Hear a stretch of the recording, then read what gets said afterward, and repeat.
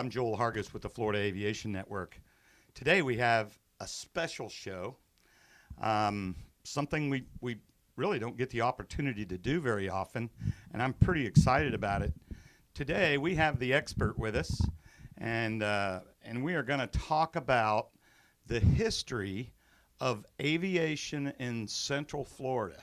And I want to introduce Pat Phillips. Pat is a longtime career pilot, been in aviation basically his whole life. He's a retired lieutenant colonel from the Air Force and had a successful has a successful in Orlando. And Pat, I in talking to you about the aviation in the Orlando area, Central Florida, I just came to the realization is we need to get this, in the can, so to speak. We need to put this down for historical reasons. And so thanks for coming and spending some time with us today. Oh, thank you, Joel. Thank you for that kind introduction, and the Florida Aviation Network for having an interest in this subject, because it is a favorite interest of mine, as aviation history here in Central Florida. And I guess with that generous introduction, I can't wait to hear what I've got to say now.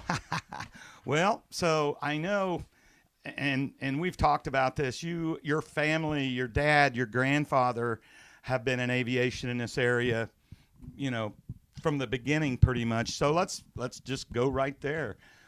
When did it all start here in the Orlando area? Well, I'm going to even start a little bit before that. I'm going to go back to 1903. 1903. Yes. Now this is just a little. It's getting down to Orlando. It hadn't quite got to Orlando, but we were up in Jacksonville in 1903, and you had balloons. Lincoln Beachy was flying the Baldwin balloon, and in Jacksonville. So that was really the first introduction to aviation, was in 1903 when Lincoln Beachy arrived here flying the balloons in 1903. Then we had some other people, a guy named Charles Hamilton, who was flying gliders in Ormond Beach in 1906. So you can see aviation was getting closer to us all the time. Interesting. And we're going to hear more about Lincoln Beachy in a minute, but before we do that, that kind of brings us up to 1908, and we'll look at the town of Kissimmee, which is starting to get a little closer as we're zeroing in here in Orlando. We'll call that Central Florida. Yeah, that's Central Florida. Down in Kissimmee, Kissimmee has the dubious distinction of being the first legislated aviation aeronautical rules in the world. Really? Yes. And that occurred on July 17, 1908, when the publisher of the newspaper and the mayor of Lakeland had gotten together, and they drafted some rules that were mayor of Lakeland or Mayor Kissimmee? Mayor of Kissimmee. Okay. Thank you. I'm glad you're listening. That's what I'm here for. Yeah. The mayor of Kissimmee got together, and it was somewhat of a joke. But they thought, so they printed up the rules. The rules were things like speed limits and limitations on balloons, and they can't go too low over people and too high. All the kind of the things you would generally think FAA of. at this point. No, nobody's ever heard of the FAA. Right. Nobody's ever heard of regulating aviation at this point. Right.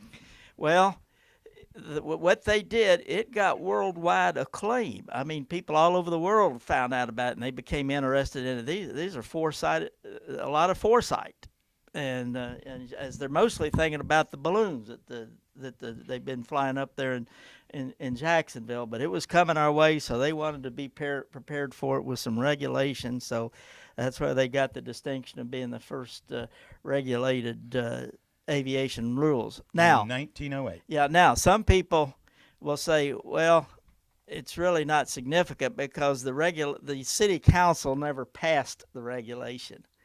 But it was proposed, it was written up, although it never ended up being legislated. But it was part of history and is set a standard, and most of the aviation history books you see do make mention of Kissimmee being... Well, it was probably the first template, right? It was the first template, the first time anybody had ever even ventured into doing something like that. Well, and you think about it, because, golly, that's When did the Wright brothers fly? They first flew December 7, 1903. Right. But they were pretty idle after they first flew in 1903 because they were concerned about the legal problems, and Glen Curtis was getting in there infringing on their patents, and so aviation really was stagnant up until about 2009. So that's where the balloon guys and the glider guys got in there. 2009, 1909. 1909. We better change centuries here. Yeah. Up to 1909, not much was happening. Not much was going on other than the Wright brothers and and Glen Curtis fighting over the patent on their airplane. And the patent on the airplane really, and what it involved, the Wright brothers had a wing warping for an aileron. They needed lateral control for the lateral control, the wing working, which means twisting the wings on the airplanes. And Glen Curtis actually built what we know as a conventional aileron and put it out on the end of the wings of his airplane, and that was determined to be an infringement of the patent. But that's another story for another day. All right. Those particular battles. So, anyway. Lincoln Beechey said another first first time he flew the balloons in 1903 was that time the Wright brothers were flying. In 1908, Glen Curtis built an engine to make an engine-driven or an engine-powered balloon. So 1908 was the first time there was ever an engine-powered balloon, and Lincoln Beechey was the balloon pilot. Well, later on, Lincoln Beechey, with Glen Curtis's help, he learned how to fly, and after he learned to fly, one of the first places he came was to Orlando in 1910, and he flew here at the fairground here in Orlando in 1910, and that was the first time a powered airplane had ever flown in the state of Florida. And it brings it close to me and close to Orlando because my grandfather was in attendance when Lincoln Beechey first flew here at the fairground in 1910, and he was always talking about it when I was a little kid and growing up, that he saw Lincoln Beechey in 1910 fly the first airplane in the state of Florida. Wow. Well, the reason Lincoln Beechey was here in 1910 was the fairground was offering a prize of $1,500 every day that somebody could fly an airplane and stay airborne more than 5 minutes. Well, there were about 4 people showed up. That was a lot of money back then. That was a lot of money. A lot of money. Well, the other 3 that showed up, they weren't successful, so they didn't collect the prize. But Lincoln Beechey collected the prize for every day he was at the fair for the next 4 days. He would fly for more than 5 minutes. And I remember my grandfather talking about that, or saying that he saw him fly twice. He had to go back and see him again. It was such an exciting thing, an exciting event for the community. Well, for sure, because there wasn't anything in the sky back then. I mean, nothing. I mean, it's like it would be almost.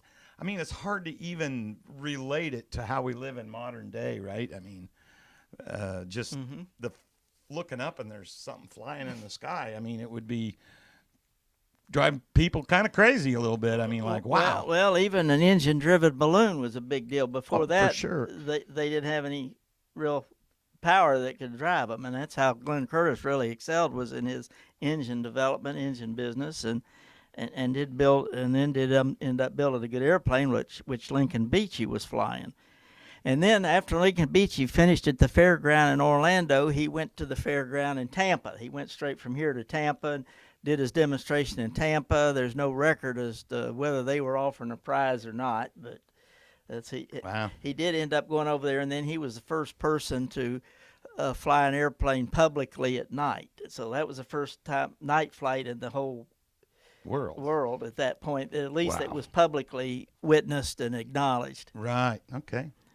So that kind of takes us up through 1913, and then we come up. We come up to January 1914. We've heard of the Benoist flying boat and Tony Jannus. That was the first commercial airplane venture in the world. And the Benoist flying boat, it was built by Benoist. it flew between what's now Davis Island and St. Petersburg. Right. Tampa to St. Pete. And so I'm familiar with that. So I've that seen was pictures the and read first. about it. Yeah, so that was a historical thing, and if you go to Tampa, you can see pictures, and there's plaques in the airline terminal about Tony Jannus flying the Benoit's flying boat, and they have a celebration over there once a year. It's on New Year's because it was on New Year's Day, January 1, 1917, that he made his first flight. Yeah, I've seen that stuff, and like record setting right here in Central Florida. Mm-hmm. You know, Tampa to St. Petersburg. That was. But the first airport in Florida was Curtis Field in Miami in 1912, and Glen Curtis, who went to Miami, set up a flying school down there, and that's how Glen Curtis ended up later getting into the real estate business. So, is that Curtis Field? Would we know that today? Is it well, still there? it's where Miami International is now. It is where Miami yes, International is. Sure Wow. is. So you can see how Miami started early in the aviation history, and then you come up 1916. You've got Arcadia, Florida, Arcadia south of us here, about 75 miles. Yeah, it's kind of in the middle of nowhere. It's in the middle of nowhere, but you had two airports, Dorr Field and Carlstrom Field, in 1916. And that's where World War I military training actually started. And there was a debate that Florida, down in Arcadia, could have been the military headquarters for military aviation, for Army aviation. But the politics got involved, as they usually do, and Texas beat Florida out. And so now it moved to Randolph Air Force Base, which is really the headquarters now. Right. So Florida almost would have been the first for that, but Texas out-politicked us on that. Oh, well. Yeah, I know. You can't win them all. That's right. So Arcadia, all right. Wouldn't have guessed that. So then that brings us up to 1919, and this fellow by the name of Ed Neilson, had just gotten out of the Army Air Corps. He got in too late. He didn't get to go overseas, but he was in the Army Air Corps, was flying the Army airplane. So he got out in 1919, and he moved to Bartow. And he started Bartow Aviation Service, and he had a Bartow airplane service. And he was quite a promoter. He did a lot of advertising at that time, and he advertised airplane rides, mapping, surveys, flight training, of course, a lot of services. There are a lot what of people. kind of airplanes were they flying back then, Pat? Jennies. Jennies. He was flying a Jenny back then. Okay. And so he stayed down at Bartow doing pretty good until 1922. In 1922, he moved to Orlando because there's a fellow named Buck, and he built a private airfield called Buck Field. Buck Field is just right down on South Washington Street. If you know where Washington is, you go south of the Orange Blossom Trail and get down to around where Ferguson is at this point. And it was between Washington Street and Colonial Drive, or Highway State Road 50, although that was just a dirt road then. I don't think State Road 50 and these are really all grass existed. strips. It was a private grass strip. And this private grass strip was unique because it had the largest hangar in the country. And it held 6 airplanes. So he moved his airplane operation to Buck Field, and he operated out of Buck Field, and then he created an airplane dealership, which he started when he brought in a partner called Huz Mueller. And you hang around Orlando Executive Airport, people used to always be talking about Huz Mueller and Ed Neilson. While we're talking about Ed Neilson, I have to comment there's still a road with Ed Neilson's name on it that just runs from Crystal Lake Drive up around where Shelter is. I don't know if you know where Shelter is, the FBO facility on the west ramp of Orlando Executive Airport. That's all along that. That's Neilson Drive, named after Ed Neilson, because Ed Neilson is the father of aviation in Central Florida and the father of the Orlando Executive Airport. Okay. And it started when Ed Neilson was down south, was west of us here at Buck at Buck Field. And his airplane dealership was actually doing pretty good. They were selling Wacos and Travelairs and some Swallows and the Standards and the new Standards, and Wow. and he was publishing. In fact, he was the first person to publish in the national magazines and publications his airplane business and the sale of his airplanes. Probably brought a lot of people to Florida just to learn to fly and to get airplanes. Well, it was, and Buckfield was a smaller place, and he wanted to get in closer to town. So we come up to 1927. He looked at Orlando, and he figured out a good place for an airport here right near downtown Orlando, and that's where Orlando Executive Airport is right now. And that started out on the northwest shore of Lake Underhill. That's the lake that's over there now that you see on the actually now it's on the southwest corner of the airport. Right. But he put up a metal hangar, which he moved from. They moved a metal hangar from Buckfield and put it, which is just now on the east end of Robinson Street, which is now where Shelled Air is located. And that was the first FBO, the first hangar, the first facility here at Orlando Executive Airport. Well, Buck had promoted Orlando he was a very good PR guy, and he spent a lot of time lobbying the city fathers and the city council that Orlando needed to buy an airport, and he knew the perfect place for the airport. And the perfect place for the airport was over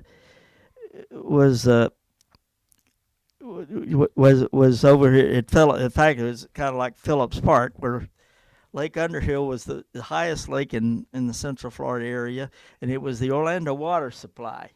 And Dr. Phillips had a lot of orange groves around that lake, and the idea was we needed to move those orange groves to prevent the polluting the lake, the water supply for the community. And he had a good idea. The way you could further protect that airport lake would be to build an airport there. It would keep the people out, and it would be fenced in, and it would keep polluting activities from polluting the water supply. So Dr. Phillips asked a high price for the property, but the city went ahead and paid it, all at the urging of Ed Neilson, and they bought it, and that's what started the Orlando Executive Airport. Now, Ed being the promoter he was, promoted the grand opening in 1928, and it was the biggest aviation gathering that ever come to an aviation event. Had 40,000 people in attendance. Wow. From all over Central Florida to see this new airport. The airport had 3 runways, and 2,300-foot runways and one 2,600-foot diagonal runway, and they were all paved. Oh, they were all paved. paved. It was all paved. Wow. Paved, so you had. There wasn't very many of those in the country at that point. No, there were not. So that's why Orlando had a nice, modern, paved runway. And then Ed Neilson became the director of aviation here, and he and his partner Huz Mueller continued to run the operation. Now, being the promoters they were in 1934, they had what's called the first annual air party. They had the air games in Miami once a year, and at the air competition, they call them All-American maneuvers, All-American air maneuvers in Miami. It was an air show, it was air racing, and anything involved in aviation, and there was usually a pretty group of people going down there, but he was going to come up with the idea, he was going to capture that group going to Miami here in Orlando before they got to Miami. Ah, okay. And he was going to turn it into a fly-in. And so we became known as the world's aviation headquarters here for general aviation, and it would be similar like Sun and Fun at Lakeland. The people would fly in and they would party and show their airplanes. Yeah, have displays airplanes. Probably stuff for airplanes and little mini Sun and Fun right there. That's right. So you can kind of visualize what he was thinking and what he did, and he had an air party in 35 the second year, and the second year was really a great hit because not only did they have the air party, there was the first pursuit squadron that came out of Selfridge Selfridge Field in Michigan came down and landed right when they were. It was unexpected. Landed while they were having the party, and they put on a big demonstration with P-26 pursuit airplanes. No kidding. And Wow. so that was another And successful. that's kind of air amazing party. that he pulled all that off, because that's kind of in the height of the Depression, was it not? It sure was. That was what was amazing about it, and why his aviation business kept flourishing, because it was all during the Depression, part of the Depression. So wow, that's great. So here we are. We're in what, 1935, and Yeah, and then we moved on up to 1939, and he, the head of, then capitalized on this party and they called it the Light Plane Cavalcade, and he got Gulf Oil as a sponsor. Gulf Oil. The Gulf Oil Company became the sponsor. Wow. So people flew in from all over the United States, including Alaska, and I bet you couldn't guess how many airplanes he ended up showed up that year. 400 airplanes. Get out of town. That's right, 400 That's airplanes. Crazy. Hard to believe there was much more than that airplanes in the country, you know. And 600 pilots registered, and they had a big party at the Orlando Country Club, and Ed Neilson, being the creative guy, he started the Gator Club. You've probably heard of the Gator Club, the Alligator Club. The Florida Flying Gator Club. To be a Florida Flying Gator, you had to fly over Florida, 50 miles over Florida. You could become a member of the Florida Gator Club, but you also had to go through the initiation. Oh boy. Yeah, the initiation. I mean, they had a pool full of alligators. Oh, jeez. And you had to, they'd practice. The ladies really liked it too. I heard the old timers used to talk about it all the time, especially the ladies. They're the best participants. You'd have to walk through this pool of alligators, and you could kind of step your way through the pile one side or the other. But that was just the warm up for the initiation. After that, you had to do it blindfolded. Oh, good golly! So you can use your imagination from there when they go through there blindfolded. They did kind of remove the alligators, except for the ones they wanted to rub up against them or stick on them. That's too funny. But that was all, again, part of Ed Neilson's doing. Now, Orlando's doing so well. You've heard of the Monocoupe airplane? Yeah. Yeah, the Monocoupe factory moved their factory here to Orlando in 1940. Oh. And the Monocoupe factory was that building. It's sad. It just got torn down last year at Orlando Executive Airport. All right, visualize when you're going south you drive into Orlando Executive Airport, you're going south on Herndon toward now Atlantic Aviation. Yeah. On the left was a big, like a hangar. You remember the big hangar? Vaguely. That was the Monocoupe factory. No kidding. And the Monocoupe factory operated till they made airplanes during the war, and then it operated till right after the war, and that's another kind of long story. We don't have time to get into all the details of it, but they'd been promised support from the city for them to move in. The same way, that's nothing new about big companies moving in, and they get tax breaks and they get still goes on to this subsidies. Day. So. But something happened after the war. They didn't get what they needed, so they, from the way of subsidies and money, and they didn't get the support that they claimed they were promised, and the city claims it wasn't promised. One of those deals. So they ended up closing up. So there's where that was the end of the Monocoupe factory. But there are still a number of Monocoupes flying around. You go to Sun and Fun, you go to Oshkosh, you see quite a few of them. So we were the Monocoupe factory. Now we know. During World War II, I mean, you get up to 1941, the military was looking for bases. Well, we had this beautiful place here, and it was just perfect, the military. So the military leased it from the city of Orlando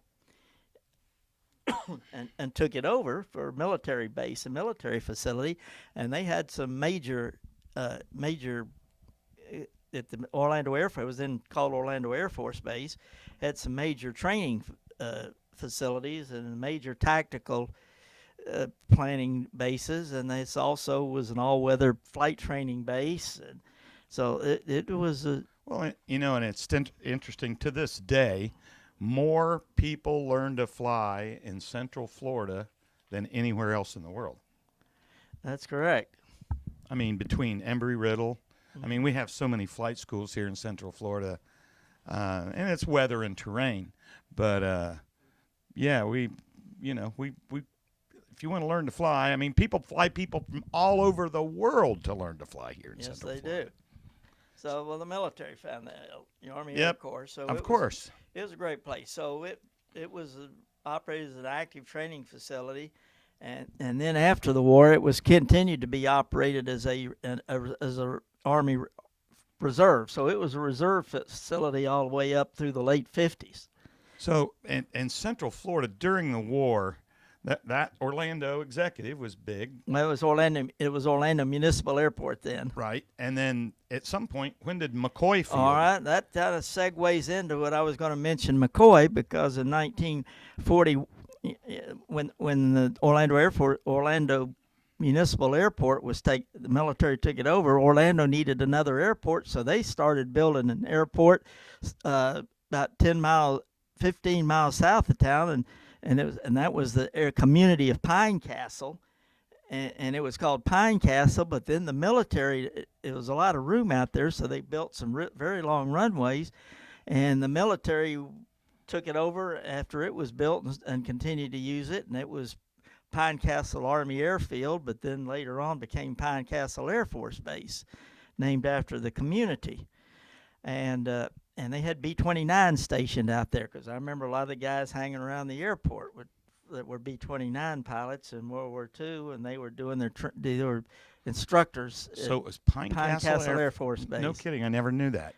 Yes, it was Pine Castle Air Force Base, and it stayed Pine Castle, and it was decommissioned as a military facility in about 1946 after the war, because they didn't need it, but it got recommissioned in the military. Pine Castle Air Force Base started up in 1950 because the Korean War had started up. Oh. And what it eventually transitioned to McCoy Field. Yeah, well, what? Who's McCoy? What happened is Colonel Mike McCoy. All right, like I was going back after, like I said, during the Korean War, it was transitioned into a fighter base, and then a few years later, in about 1952, 53.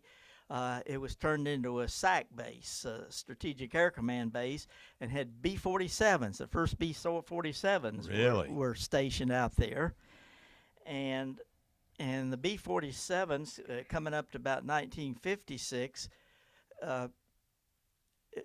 were still being operated. They hadn't come to the B-52s yet, and Colonel Mike McCoy, was the wing commander of Pine Castle Air Force Base in 1957.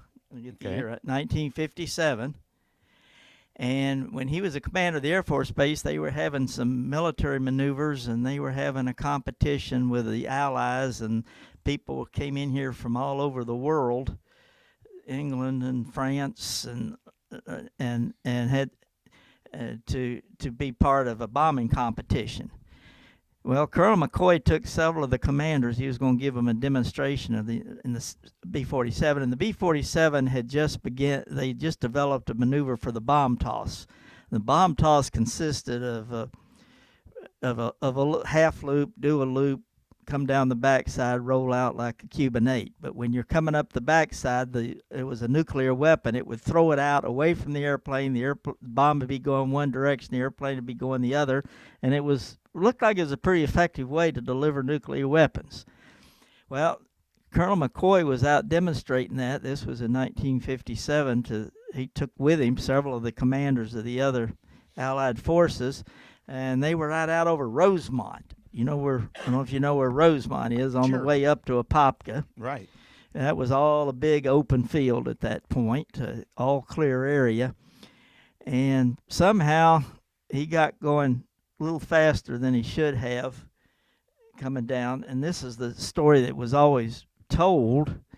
and he got what's called aileron reversal. That's when the aileron started acting like a trim tab and makes the wings bend the opposite direction. Then the airplane rolls the opposite direction, and when that happens, everything gets confused. So the airplane came apart, and so they crashed and they died. Well, Colonel McCoy was really loved by the community because he was very active in the community and active in the community civic organizations. And I remember when I was a kid, when I was a Boy Scout, we had camporees out there at Pine Castle Air Force Base, and Colonel McCoy would always be there to lead them. In fact, I'm a little kid. He took me to look at the cockpit of a B-47 one day.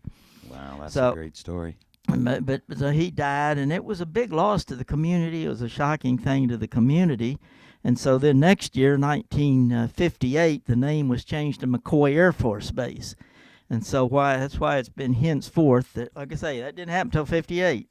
That's a key date, that it was McCoy Air Force Base, and then the abbreviation was MCO. And that's how we come up with MCO from Mike McCoy, and back when it was McCoy Air Force Base. Well, Pat, I tell you, we're going to kind of end segment one here, and so for those of you who know, most people think when you fly into Orlando International, it's not ORL. ORL is downtown, and then the Orlando International is MCO McCoy Field from 1958 from Colonel McCoy. Great information. Stay tuned. We're going to do the second segment of the history of Central Florida aviation. I'm Joel Hargis with the Florida Aviation Network here with Pat Phillips. Stay tuned. We're coming right back.